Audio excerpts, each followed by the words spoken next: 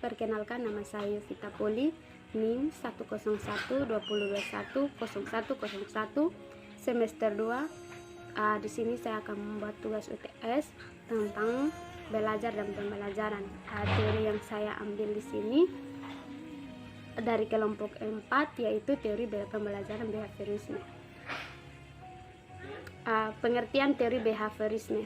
Yang pertama, masukan atau input yang berupa stimulus dan keluaran atau output yang berupa respons. Yang kedua, penguatan.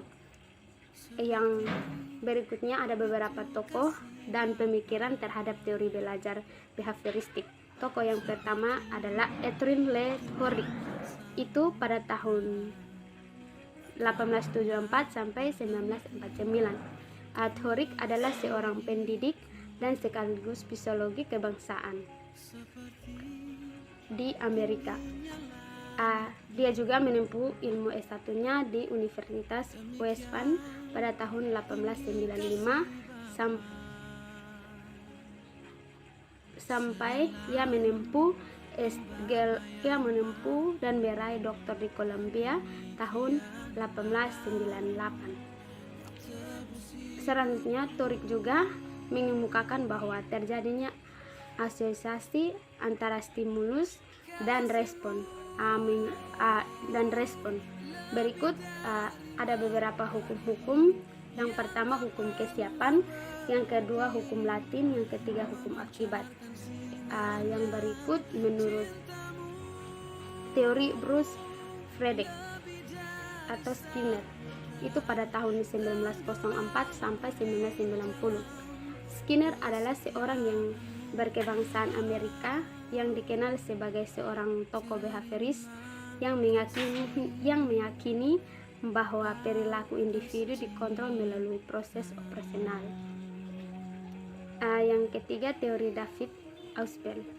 Itu juga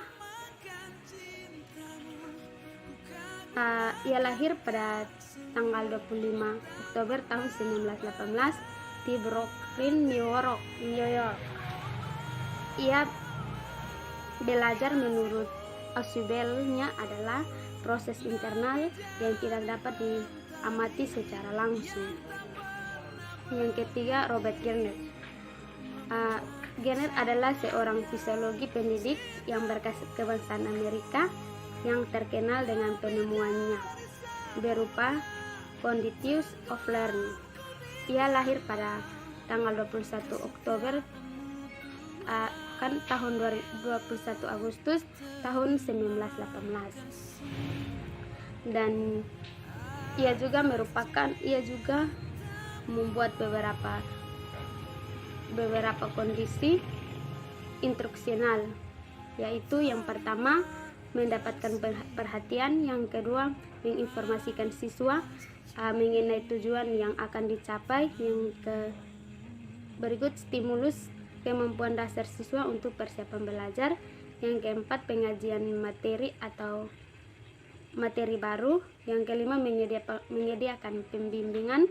Yang keenam, memunculkan tindakan.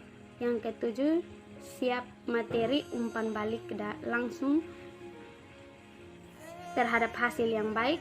Yang kedelapan, menilai hasil belajar yang ditunjukkan. Yang terakhir, meningkatkan proses penyimpanan memori dan mengingat.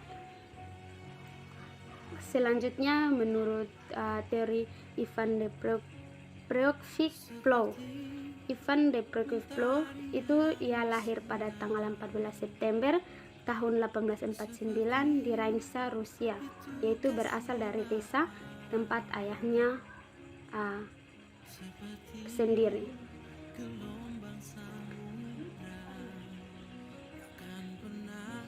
Yang berikutnya, Albert Root. Albert Root lahir pada tanggal 4 Desember tahun 1925 di Mordwed, Albert. Ia juga seorang psikologi yang terkenal dan teori belajar sosial atau kognitif sosial serta efisien diri. Yang selanjutnya, tujuan pembelajaran behavioristik. Tujuan pembelajaran menurut teori behavioristik ditekankan pada penambahan atau pengetahuan Sedangkan belajar sebagai aktivitas mematik yang menuntut pembelajaran untuk mengungkapkan kembali pengetahuan yang sudah dipelajari dalam bentuk laporan, kuis, atau tes. Selanjutnya, kelebihan dan kekurangan.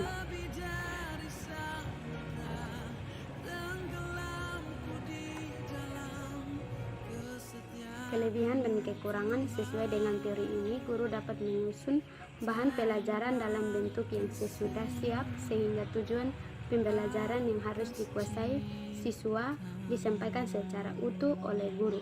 Guru tidak banyak memberikan ceramah, tetapi instruksi singkat yang diikuti oleh contoh, baik dilakukan sendiri maupun dilakukan simulasi.